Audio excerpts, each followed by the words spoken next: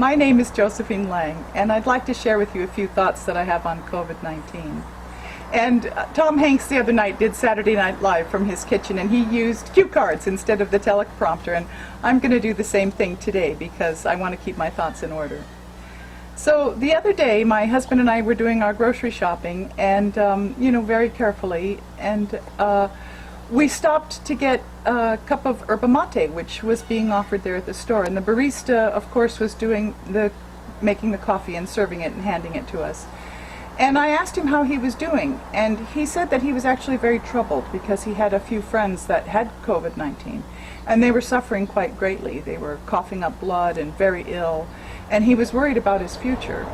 And he had lost his former job and was now working as a barista, and things were very tough.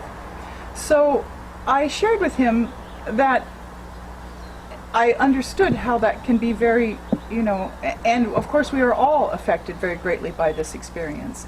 And I shared with him that in my life, I've had a couple of really major, horrible, rotten things that have happened to me, as we all have. And with the hindsight view, sometimes as much as 20 years later, you can begin to see the blessings that come out of these challenges. They really do help to grow our souls. And so I shared that thought with him, and then I shared with him also a statistic that I had just come across that struck me as quite interesting and really actually extreme, which was that I recently found out that Americans, our culture, American people, use 80% of the world's pharmaceutical medicines that are created. 80% globally that are produced. Americans use 80% of them. And furthermore, Americans only make up 5% of the population. Now that, to me, is just an example, just one example of how massive our consumerism is. We are really, truly the world's highest consumers. And that can be problematical, and we all know that from our perspectives of looking at the world and how things are going.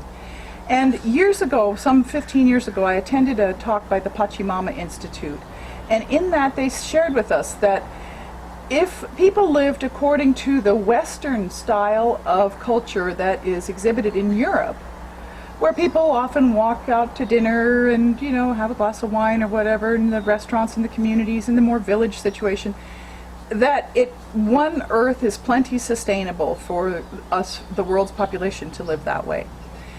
And if we live according to the American standard of consumerism, which is vastly higher for Western culture, it would require 5 Earths in order to live that way. And I thought, wow, that's a pretty big, deficit. And we don't happen to have 5 Earths. So I shared that with this young man as well. So we know that change is needed, environmental change is needed. And it was very interesting to me that with this suggested stay-at-home order that Governor Newsom gave us here in California, and blessedly our experience with the coronavirus has been greatly lessened, I feel, probably in part because of that. And this is not, but we have decreased our consumerism. We have really dropped down significantly. And of course, this has been at great cost to many businesses and people, and that's not to underestimate the suffering there. But our consumerism really has ratcheted back down significantly. And, nature has noticed. I mean, we had a pair of turkeys in the front yard the other day. A friend of mine, I was speaking with her on the phone, and the rabbits were in her neck of the woods, which is a suburban, neighborhood. And we've got a pair of sharp-shinned hawks nesting in the trees out front. So, there's quite a lot of resilience in nature, and she does bounce back quickly. And with just these few weeks of reduced consumerism and reduced traffic and reduced human involvement out in the world doing so many busy things, we've started to bounce back. And that effects of that reduced consumerism is noticed. And again, this is not to underestimate the fear and the suffering and the emotional suffering, the physical suffering, and the mental suffering that happens with and not to mention the financial suffering that has happened with this situation. But here, what we are getting a taste of the possibility of the very needed change that we are needing to do. So I thought that was a point worth making. So then as well, we have this very interesting situation of families at home. So in our neighborhood, walking around the block, I see the husband and the wife out with the baby stroller, with the little infant in the stroller, and the 2-year-old or 3-year-old child by their side, and the old dog, and the new dog, and they're all walking around the park. And people are being very gracious about it. They're spacing themselves out, maybe 20 feet or more apart. And it's lovely to see the fathers being able to participate in their families' lives more completely like that, instead of having to dash off to work all the time. And some of them are lucky enough to be able to work from home, perhaps an engineer or something. Instead of going down to the office, they can stay at home and work and participate in family life, which is a wonderful thing and a great gift to give to the men of our families. Then as well, we have that lovely, delightful quiet time that comes. And busyness is a choice. It's a mind habit. It's something that we do. Now, 20 years ago, I can remember, working in an office or something, and you'd have a break and you'd go step outside, and you would just step outside. Now, when people take a break from their office work, they step outside, and what are they doing? They've got that cell phone there, and they're busy checking and scrolling and what's happening, and we don't have that idle time in our minds and in our brains. And that idle time is very important for us. It's significant. Because we train our brains. And so if we train our brains to be busy, then we have busy brains. If we train our brains to be more quiet, which, I can remember my grandmother, she was a writer, and when she would have a momentary writer's block, she'd go take a walk around the block, come back, she'd get right at it. Because it's just easier for us to be able to receive those inspirations that come when we have more time to be quiet. And that's what our idle time does. Our idle time really helps us to engage that deeper, more interconnected right brain function. We can't function without both. We need both halves of our brains to function well. But we can have a focus, and our culture is very focused on the left brain rather than on the right brain. So, and of course, making a change like this, like stopping to use your cell phone or something, that's going to feel very uncomfortable. That's going to be different, and it's going to be unfamiliar to you, and it's not got the new neural pathways laid down yet for just allowing yourself to be idle and to have that quiet time. And so it's going to feel difficult. And then also, too, we also have the other compounding emotions of grief, which is huge right now. I mean, so many people are grieving so many things, not only friends and neighbors or even their own health or the loss of jobs or other things. So we have a lot of difficulties going on right now. But and so to make a change like this of like allowing ourselves idle time also feels unfamiliar and difficult, but it's worthwhile is what I'm trying to say, is that I think it's a worthwhile thing for us to cultivate, and that we have this wonderful opportunity right now where we can begin to cultivate a little more idleness and a little more quiet time.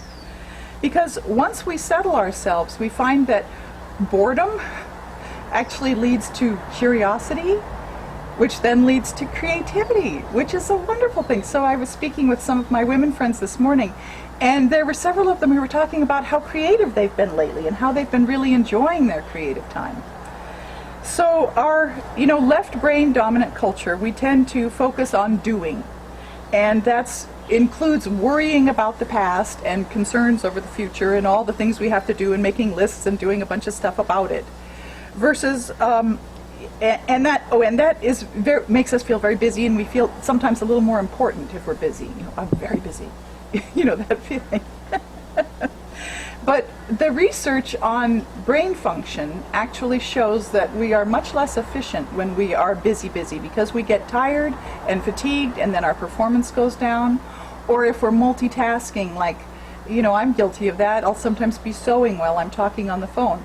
I have a much better conversation if I just focus on talking on the phone, or if I listen to the other person and wait until they finish speaking before jumping in, constantly thinking of the next thing to say. So I'm just saying that their quality of life here, we're getting an opportunity to look at the quality of life that we're all experiencing. So then when we have more right brain focus, what happens there is we come to that present moment. This is what all the mindfulness meditation is about, that we're all playing with right now, or many of us are playing with. And that's that present moment. And that's a sense of timelessness. It's just staying right present here in this moment right now. And that's, left brain is more focused on doing, right brain is more focused on being. Just being who we are. And that's where we get our insights. That's where we get our insights and our inspirations. That's where our inspirations come from. And when we allow ourselves to just stew and sit and be without much going on, like taking a walk or sitting in the garden, then we allow our true purpose to arise up. So this young man, this barista, was lamenting that he had lost his job as a welder. And he said, I really didn't like welding anyway. In fact, I hated it, but it seemed like a good way to make money, and I could perhaps, provide for my future family that way. And I said, well, maybe now you'll have an opportunity, you're working as a barista, you've got a little more time to go out, you don't have that many hours at work. You can just sort of sit and see what rises up, what percolates up. Because when we let ourselves just be, and to move into those inspirations in those quiet times like that, we find our true purpose, where our passion lies. It begins to arise, and it might not come all at once. It might come in steps. We might think, today I'd like to do whatever. And then the next day it leads to another thing and leads to another thing. And pretty soon our path unfolds before us. Just we know the steps to take. Sometimes just one step at a time. Sometimes it comes through like a big ball of fire, just like, wow, that's what I'd love to do. And that's great too. And then when we find our individual purpose, then of course it's from there that we can find our more global purpose, where we really serve the whole. But that global purpose comes out of our individual purpose, and letting ourselves really steep in that, and finding the truth of our beingness, the truth of who we want to be. So anyway, it's in those in that right brain that we have those aha moments, those inspirations where there's a hummingbird. Those aha moments, the inspirations, and I've had a few inspirations with hummingbirds before, so that was nice. The hummingbird just dropped in.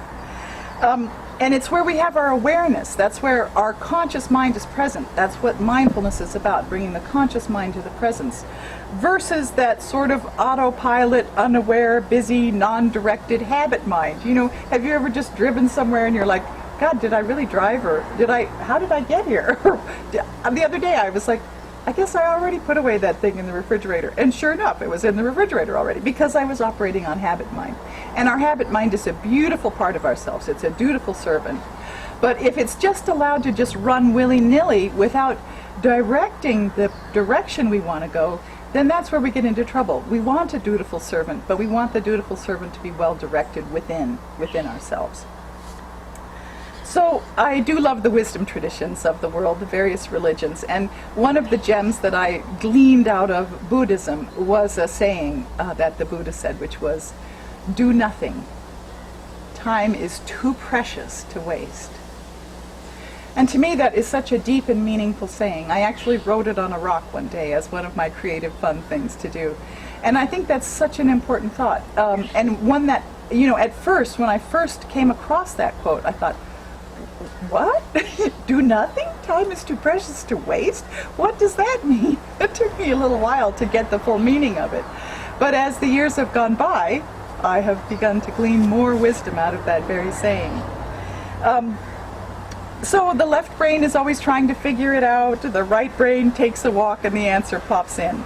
The left brain is our individual, separate, time-bound mind. The right brain is that interconnected, inspired, and what you might call the heart mind. And so the right brain is also the seat of the infinite self, the part of us that is one with everything. And this is what all the great wisdom teachings give us, is they all say we are all one. And it's important to remember that. We are all one. And this is where we find that oneness, is in that right brain focus. So allowing more of a right brain focus into our left brain dominated culture is what I'm trying to suggest here. And it's also that seat of deep inner knowing.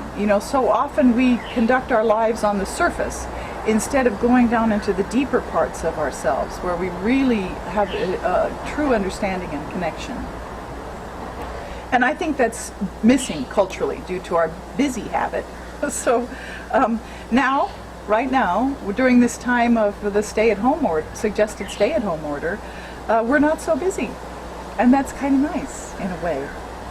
So, the barista, you know, who said he was working as a welder and hated it and now was not any longer, said that now he felt pretty happy about this. He said actually that this was the first conversation that he had had where, you know, he felt better after the conversation.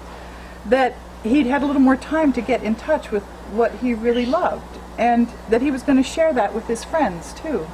And what happens is we have more time to go to our to find our calling, to find our purpose, to really live with our passion. So I thought I would just share that conversation with you. And I want to share this little blessing in closing, which is that may the promise that this season of spring brings with its new life be a reminder of the possibilities that lie ahead of us, waiting to unfold. And with that in mind, in our heart mind, let's try to direct our thoughts and our imagination toward those of the best possible outcomes and for the highest good for all. Thank you so very much, and pleasure to be with you today. Please check out my website. It's stepintomagic.com. Thank you so very much.